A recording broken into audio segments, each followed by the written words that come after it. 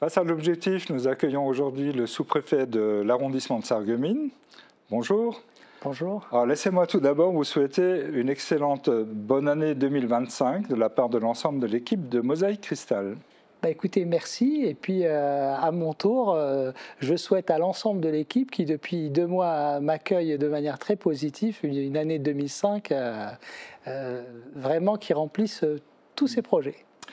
Ça fait à peine 2 mois que vous êtes ici, installé à Sarreguemines. Alors, comment est-ce que globalement le territoire vous accueille ?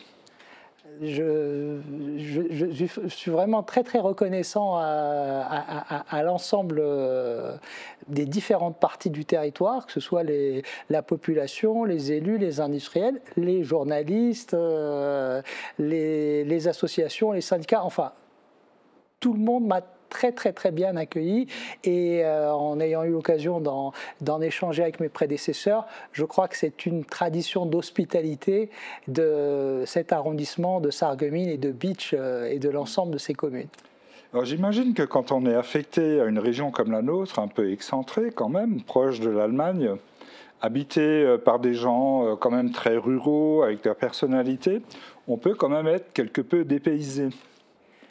Alors, je vais vous répondre franchement, non, je n'ai pas été dépaysé puisque j'ai commencé ma carrière dans le corps préfectoral il y a plus de 20 ans, dans le Saulnois, dans une partie de la Moselle, en ayant aussi connaissance de ce territoire. Et encore une fois, non, je ne suis pas dépaysé parce que je connais le poids que ce territoire a payé pour l'histoire de notre nation. Et donc, au contraire, c'est plutôt un honneur de servir dans cet arrondissement. Alors pour qu'on apprenne peut-être à mieux vous connaître, donc vous êtes nouveau, alors qui êtes-vous, d'où venez-vous, quelles sont vos passions, vos centres d'intérêt ? Alors, qui je suis ? Écoutez, je vais commencer par le début. Je suis né à Casablanca, de l'autre côté de la Méditerranée. Je suis arrivé en France à l'âge de 14 ans et mes parents sont installés en Seine-Saint-Denis. Ensuite, j'ai travaillé très jeune pour financer mes études, ce qui m'a permis de partir une fois que j'avais un diplôme universitaire pendant 2 ans au Japon pour connaître le Japon. Et puis ensuite, j'ai travaillé dans le milieu social, associatif pendant une quinzaine d'années et à l'âge de 40 ans, j'ai intégré la fonction publique après avoir fait l'ENA dans le corps préfectoral. Voilà, et depuis 20 ans, c'est mon 6e poste de sous-préfet d'arrondissement. Très bien, on ne le fait peut-être jamais assez, mais alors quel est alors en très succinct, on va rester très synthétique, quel est le rôle principal du sous-préfet ? Le rôle principal du sous-préfet d'arrondissement, c'est de faire le lien permanent entre les besoins d'un territoire, les besoins de sa population, les besoins de ses élus, et puis les politiques publiques. Voilà, c'est le couteau suisse ou c'est l'huile dans les rouages. Voilà, c'est ce qui permet de faire en sorte que nous puissions vivre dans la concorde. Vous êtes un sous-préfet déjà très présent. Au bout de 2 mois, on vous a déjà vu un peu partout. Merci, c'est grâce à vous également. Merci. Alors, vous parcourez le territoire, accompagné des équipes municipales. Et globalement, alors à quoi servent ces rencontres ?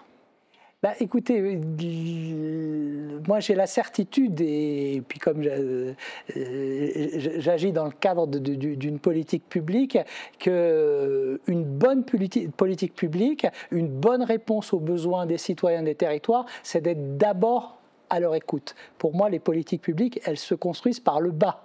Et donc, comme elles se construisent par le bas, il faut être à l'écoute des territoires. Il faut aller vers les élus, il faut aller vers la population et écouter et échanger.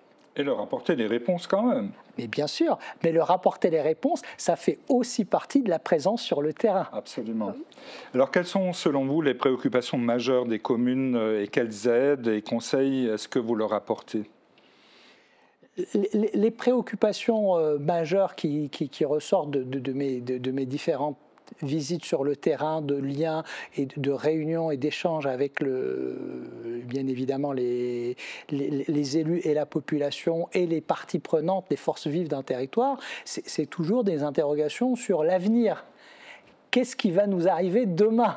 C'est ça, ouais. Comment allons-nous affronter ce 21e siècle sur le point de vue démographique, économique, environnemental, et les réponses que je leur apporte de manière très, très récurrente et systématique, c'est que l'avenir de chaque territoire se fait en fonction de la projection et du souhait de ceux qui habitent, de leur envie, de leur investissement. Je rappelle que c'est les hommes qui font le territoire, et c'est pas le territoire qui fait les hommes. Hein. Quand un territoire n'a pas d'hommes, c'est le désert, ben, il n'y a pas de projection. Absolument. Voilà. Alors justement, on reste un peu dans cette par rapport à votre réponse, on reste un peu dans cela. Est-ce que selon vous, nous sommes un territoire de caractère, avec du potentiel, des envies d'aller de l'avant? Est-ce que selon vous, ce territoire, les communes que vous visitez, est-ce qu'elles sont capables, selon vous, de travailler vraiment ensemble?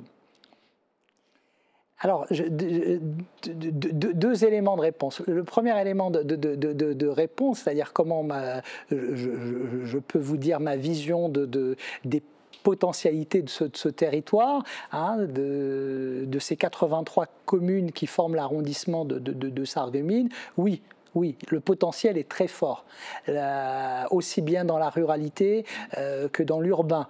Il y a un tissu industriel, il y a un tissu artisanal, il y a des traditions manufacturières, il y a des femmes et des hommes de qualité, il y a des projets d'avenir.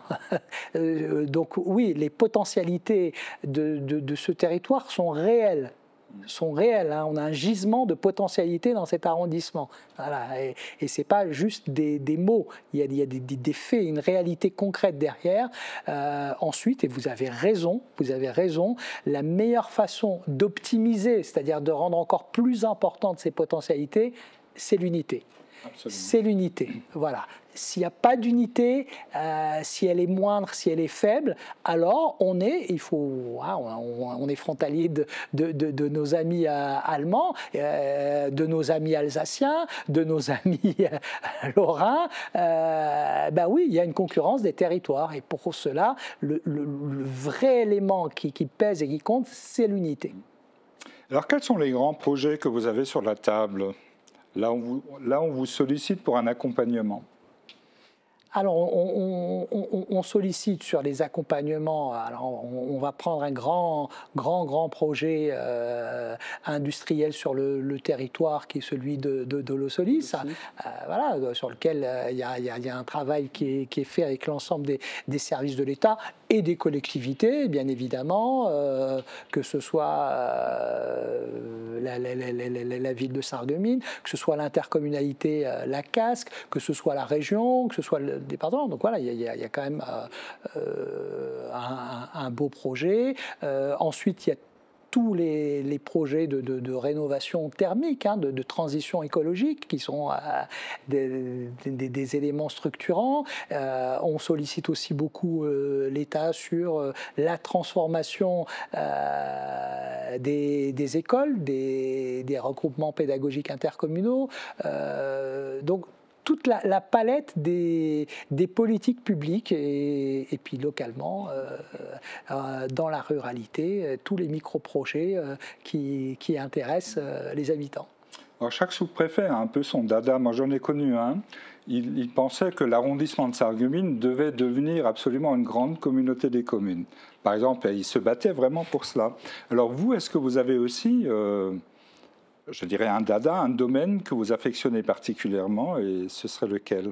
Pour moi, et c'est ce que, encore une fois, je dis à chaque visite communale et à chaque échange avec les élus, c'est que l'administration territoriale de la République, la loi du 6 février 1992 sur l'administration territoriale de la République, dit que cette administration territoriale, elle relève de l'État territorial, donc le préfet, le sous-préfet et ses services, et l'ensemble des services déconcentrés d'État et des collectivités territoriales. Voilà. Donc mon dada, c'est que demain, ce qu'on veut faire, la vision de demain, d'après-demain, on la co-construit. On la co-construit. Et ça sera mon leitmotiv permanent, c'est si ensemble on voit dans la même direction, alors on ira loin. Mais c'est une vision partagée. Très très bien. Avec un gouvernement finalement très instable, est-ce que dans votre fonction, vous êtes quelque part gêné ou freiné dans votre action? Dans le quotidien, le rôle du sous-préfet d'arrondissement, sous les directives du préfet du département, c'est d'appliquer le droit positif et de répondre aux besoins de la population. Et ceux-là, ils sont quotidiens. On l'a bien vu avec la nuit de la Saint-Sylvestre et de la réponse collective qui a été donnée. Et ceux-là, ils ne dépendent pas des évolutions hors ceux qui existent déjà sur le territoire. Donc, bien évidemment, il faut que nos concitoyens de l'arrondissement de Sarreguemines, mais de l'ensemble du département et de la France, aient bien en tête que l'ensemble des services de l'État et des collectivités continuent à travailler dans l'intérêt général, et c'est normal. Ça s'appelle la République. Très bien. Bah, écoutez, nous voilà déjà arrivés au terme de cet entretien. Monsieur le sous-préfet, il est de coutume en début d'année de laisser la parole à nos invités pour qu'ils puissent présenter leurs vœux. Vous pouvez le faire face caméra. Je souhaite que l'année 2025 soit pour chacune et chacun une année d'épanouissement et d'accomplissement. Voilà. Dans les domaines que chacun souhaite voir évoluer. Épanouissement, accomplissement. Et ensuite, sur un deuxième volet qui nous concerne toutes et tous. Voilà. Moi, je souhaiterais que cette année 2025 soit pour collectivement l'ensemble des habitants de l'arrondissement de Sarreguemines une année qui s'inscrive sous la bannière ternaire. La sérénité. La sérénité, c'est ce qui nous permet d'affronter tous les jours l'inconnu. On va dans une année 2025, on ne connaît pas les cycles, on ne connaît pas les événements, on ne connaît pas les températures. Et donc, la meilleure façon de l'appréhender, c'est la sérénité. C'est quoi qu'il arrive, on continuera d'avancer. Et c'est en anticipant, en se préparant au fait que on ne sait pas ce qui va advenir, mais sereinement, on s'y prépare. On verra et on réglera. La sérénité, c'est le premier souhait pour chacune et chacun. Ensuite, l'unité, parce que sans unité, on ne pourra pas collectivement avancer aussi loin, aussi fort et aussi vite. Voilà. L'unité, elle est très importante. Je rappelle que c'est un arrondissement où il y a 2 établissements publics de coopération.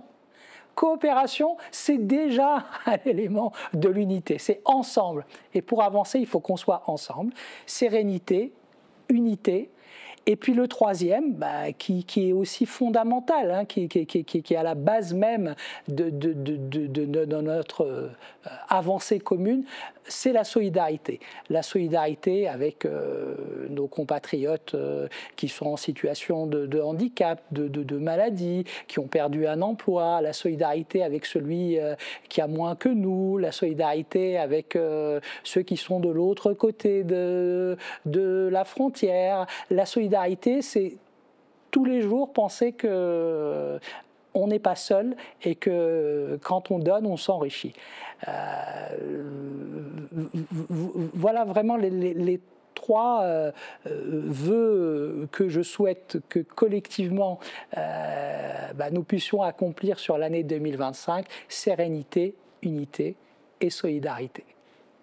Merci, monsieur le sous-préfet. Merci à vous et merci de votre accueil. Et encore une fois, je renouvelle tous mes vœux pour la qualité de l'accueil et du travail de l'équipe. Merci.